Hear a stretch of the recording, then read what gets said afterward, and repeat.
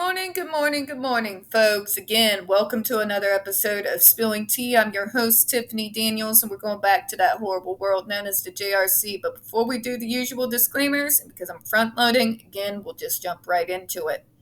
In the description box, you're going to find a link to the article that the Judge Rotenberg Educational Center doesn't want you to read. It is written by NeuroClastic, a small non-for-profit started by autistics for autistics, wherein they interviewed and surveyed over 900 ABA professionals in regards to the JRC's quote-unquote behavioral modification program. Matter of fact, the JRC doesn't want you reading this article so much they have threatened NeuroClastic with a defamation lawsuit if they do not remove it from the website. So you know the drill. Please read the article. Share on all your social media.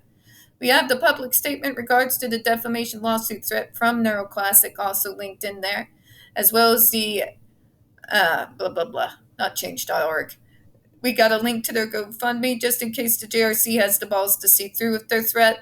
We got the pertinent links to the Agape boarding school situation. Agape boarding school is a Christian-themed boarding school based out of Stockton, Missouri that has and pending over 21 substantiated by the Department of Social Services allegations, claims, and civil lawsuits against it.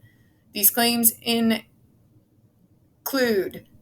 let's see here, sodomy, sexual assault, rape, child abuse, psychological and emotional abuse, starvation, and child trafficking. We have our Attorney General, Mr. Do Nothing, still doing nothing. We have a governor hyped up on a power trip from hell. So please share all those articles on all your social media, and don't forget to share and sign to change.org. Shut Agape Boarding School Center down. Shut down Agape Boarding School. Please just sign it and share, okay? I'm brain dead. I can't brain.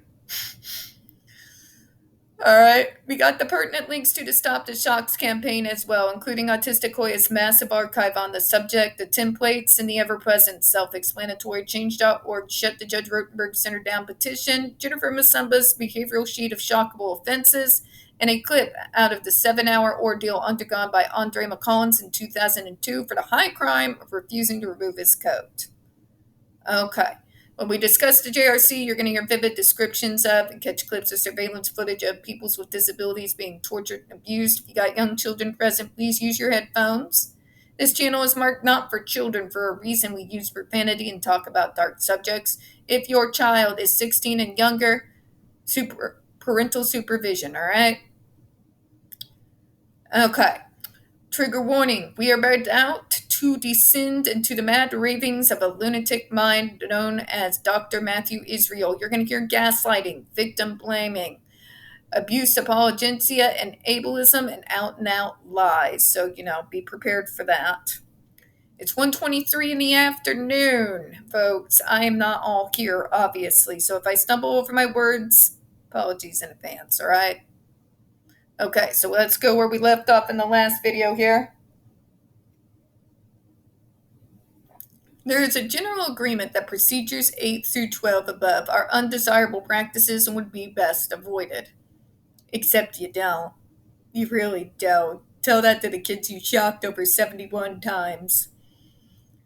One way to do this is to make step 6 more effective by being more effective corrective aversive consequence. Oh, for fuck's sake. So we're going to fix it by hurting them worse. Not only we're going to hurt them, but we're going to make it worse. We're going to make it more painful. We're going to make it more frequent. Yeah, that worked. Sure, Jan. JRC has chosen to do this. Of course you have. This aversive that is used at JRC is a 2-second shock to the surface of the skin, typically on the arm or leg. Lie. And we have receipts, doctor. Because hearing Andre McCollins scream did not sound like a 2-second shock. Also, if it's so not harmful, why the fuck would a 2-second shock bring forth screams like that? Yeah, let's talk about that, shall we? Just saying. If your device is so fucking painful, if your so-called 2-second shock is so fucking painful that you have a boy on the fucking board, screaming, begging for mercy and help. Yeah. This procedure that has no significant adverse side effects. Bullshit. That's lie. We know for a fact that in 2002, this kid was shocked in catatonia. We know for a fact that the boys that were shocked over 71 fucking times in a single hell of a night caused second-degree burns. We know for a fact that some of these kids have lost feeling in the parts of the body where they struck those electrodes. We know of the psychological trauma and fucking damage that has been done and all the health issues that come fucking with it. You don't shoot electricity through someone and tell me there's no adverse side effects, doctor. That's not honest medicine. That's a lie. Can make the difference between maiming or killing oneself or not. Lie, doctor, because we all know you lie. That's not the only reason why you shocked these kids. You shocked them for getting up from work more than 3 seconds. You shocked them for talking out. You shocked them for anything. You shocked them for using curse words like any normal fucking teenager does. You torture them for offenses that are being done by high school kids everywhere. And if you don't believe me, go visit a high school parking lot sometime. Has a proven record of effacement when used as it is to JRC, a supplement to a program overwhelmingly based on positive rewards and educational procedures. No, you're not. You're based on a lie, an old lie, and a long ago debunked lie. All the ABA is. It's not effective any more than fear and torture has ever been effective, folks. We'll tell you whatever the fuck you want to hear. We'll play whatever role you tell us to play. It's for you to leave us the fuck alone. It's not actually doing anything. It will only remain effective as long as the fear element is there. You take away that fear element, what do you have? A kid whose triggers were never properly dealt with, and now you have fucking psychological trauma on top of it. Good job, doctor. That's really effective there. Is employed only after trying positive treatment procedures for an average of 11 months. Lie. Jennifer Masumba was tried for a week. A single fucking week. 7 days, folks. Their positive only so-called treatments is so juvenile as to be completely dismissed by anyone that has ever looked at psychology even just for funsies. Okay? This man does not, in good faith, actually try true and real positive behavioral reinforcement.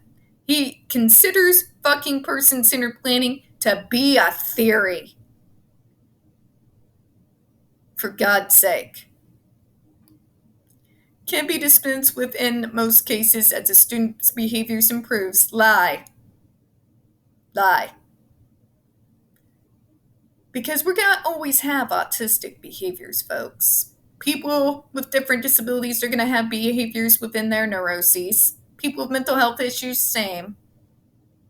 And it doesn't matter what treatment you put us on. They're always going to be there. The object should be to deal in reality and minimize these things to the point that we can function in society. Not believe with your whole chest that this is going to magically fix your fucking kid. You've got to get out of that mentality. You've got to fucking get out of that mentality because it's never going to happen.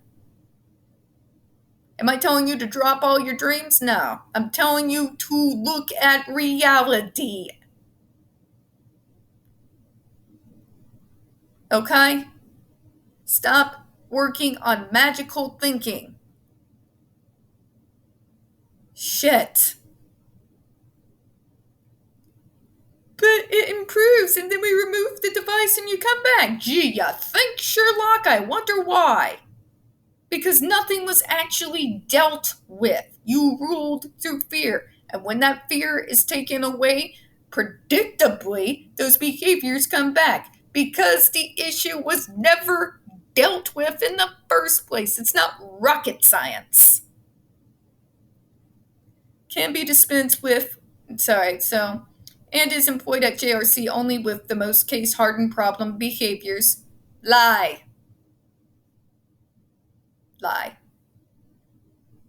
Jennifer Masumba was not a hardened case. Andre McCollins was not a hardened case.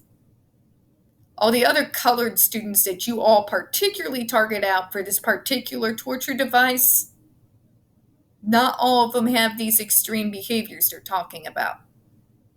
For fucking fuck's sake, Jennifer Masumba is literally an active member of Mensa. Spare me the bullshit. We only use it and only if it's a life-threatening situation. We know from Jennifer Masumba's behavioral sheet that is a lie, doctor. That is a lie. 23 of the school-age students, 43 of all JRC residents. Oh, but it's a small number, right? And that it is used even with those students very infrequently. The median is 0 per week. The mean is 3 per week. Lie. There's a lot of lies in this little paragraph, isn't there? We know for a fact, doctor, that a student can actually expect to receive a shock at any fucking time for any goddamn reason. That, in fact, the mean is for a person at bare fucking minimum to at least get 10 shocks a day. We have video surveillance that corroborates this fact. He did nothing but lie this entire paragraph, and it's so true to be sad. Like, this doctor doesn't think we have full access to see what actually went on. Andre McCollins in 2002 threatened no one. He was not acting aggressively towards anyone. He wasn't even speaking out a term. He wasn't stimming. He wasn't arguing. He simply refused to move his coat. That's hardly life-threatening behavior. It's hardly suicidal behavior. You didn't shock him 0 per week. You shot him 31 fucking times in a fucking row. That is the normal at the JRC. And I'm going to close on that because goddamn. We don't get very many views on this channel. The few that we do get do tend to get removed from time to time. So please don't forget to hit the like button, hit subscribe, and don't forget to hit the comments. I do appreciate your time. As always, we here at Spilling Tea hope you have a good one.